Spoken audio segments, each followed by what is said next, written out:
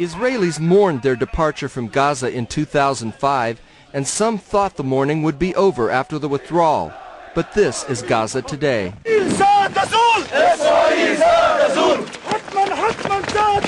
Rather than bringing renewed security to Israel, today Gaza is a boiling pot of Islamic terror focused on Israel.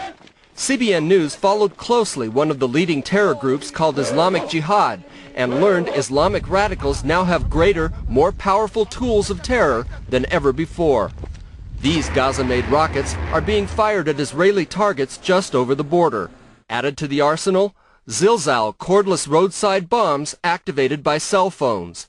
And now, since the Israelis are gone, terrorists fearlessly train in the open. How to fight, how to patrol, how to crawl long distances and reach Israeli targets.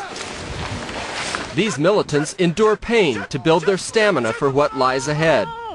Now, women are used more and given terror assignments. This woman demonstrates how to carry the explosive suicide belt around her waist. طبعا دون أن أي أحد يشك بها نقف أيضا ونقوم بالعمليات الاستشهادية. Nafez Azam is one of the leaders of Islamic Jihad.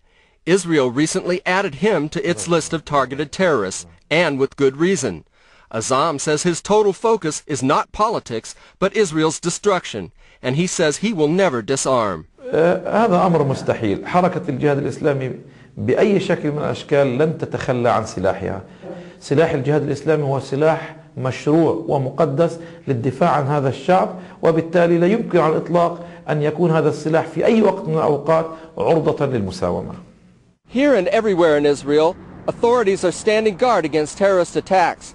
But while some terrorist groups politicize their moves, members of Islamic Jihad remain focused on the war against Israel from their central training ground in Gaza. John Wagi, CBN News, Ma'aliat Amin, Israel. Well, ladies and gentlemen, in the news, by the way, Hamas is apparently overrunning Fatah. They're quickly taking control of that entire Gaza Strip. And from there, that so-called Palestinian Authority is going to begin to unravel. It's a serious war going on, bloodthirsty war. Well, our next guest is a former Palestinian terrorist. He's now born-again Christian.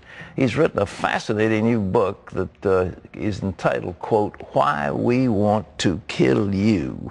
Will you please welcome back to the 700 Club, Walid Shobat. It's good to have you back with us. See you again, Pat. Thank you. Thank you. It's a wonderful book. I congratulate you on it. Why We Want to Kill You. You know, the Western commentators say, well, these people are poor. They're brought up in substandard conditions, and they envy the West, and they're angry because of the Western affluence, and therefore they want to protest. Is that why they blow themselves up? If the reason for suicide bombing is poverty and lack of hopelessness, why would you never find in the Palestinian areas Christians who commit suicide bombing? The argument could be is, wait a minute, Christians are not accustomed to suicide bombing. Well, you have the second largest terror organization after the PLO is the PFLP, Popular Front to Liberate Palestine, which is ran by a Christian terrorist by the name of George Habash. Now, George Habash, his organization, whenever they need a suicide bomber, or they would use a Muslim, always, 100% of the time. The Hindus don't have suicide bombers, and the Buddhists don't have suicide bombers. That's a very good point. At a university speech, one professor objected to my speech. He said, the reason for terrorism is poverty. So I asked in the audience, I said, do we have anybody from India? And one student said, I'm from India. I said, do you guys blow yourselves up as a result of poverty in India? He says, you know, we have lots of poverty in India. None of us blow ourselves up. But they sure come from Pakistan, and they blow us up. You showed something in here, though, the promise of Islam. And there are people in America that don't believe this. The 72 virgins and perpetual erection and all this stuff. What do they teach? What do they say that these young men are going to get to? Here's the element that Westerners don't understand why this jihad is going on, and why they're killing and why they're dying. It's a message of salvation that Islam is offering. Christianity offers a message of salvation, that by the death of one person, Christ, right, by the drop of his blood, that we are saved. In Islam, there is no assurance of salvation. The only way one can assure himself for salvation is by their own death, by the first drop of the blood of the martyr. He now can enter into heaven and intercede for 70 members of his family or her family. So when my cousin Ra'id got killed, my Aunt Fatima had a wedding celebration. It's the law of opposite. Everything. She had your cousin was killed as a martyr, blew herself up, and they had a wedding celebration. But he was killed before he was shot. The Israelis figured out what he was going to do, and he was killed. Right. And my Aunt Fatima had a wedding celebration. This is what the Westerners don't understand. The entire community will come and join in this wedding celebration. The Friday prayer in the mosque will have a festivity for the death of the martyr. The house of the martyr becomes a museum where the entire community flocks to visit. Posters all over the streets for the martyr, because now he's entered into paradise. This is the problem with Islam, is because Islam rejects the intercession of Jesus Christ. However, Islam does offer the intercession of the martyr, the intercession of a sinner. Well, now, he gets 72 virgins, pure black-eyed virgins who've never been touched by jinn or man. It's not just 72 virgins, Pat. Oh, it's not 72? It's 72 mansions. Oh, 72 mansions. In each mansion, 72 beds, and in each bed, 72 virgins. That math staggers me. 72 times 72 times 72. That guy's going to wear himself out for his...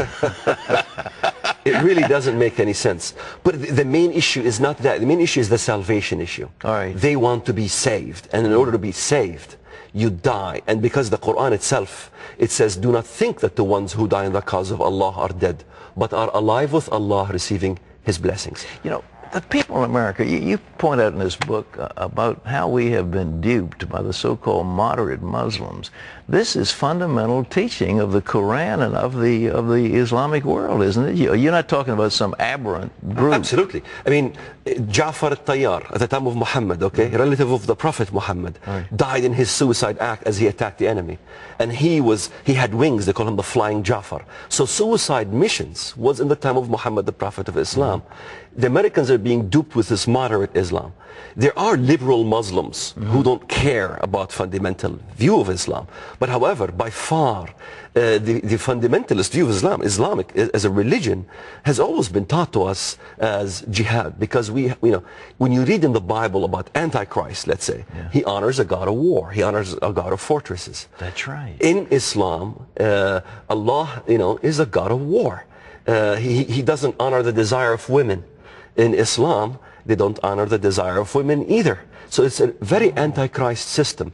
Attempts to change times and laws in the Bible regarding the antichrist system. And if you look at Islam,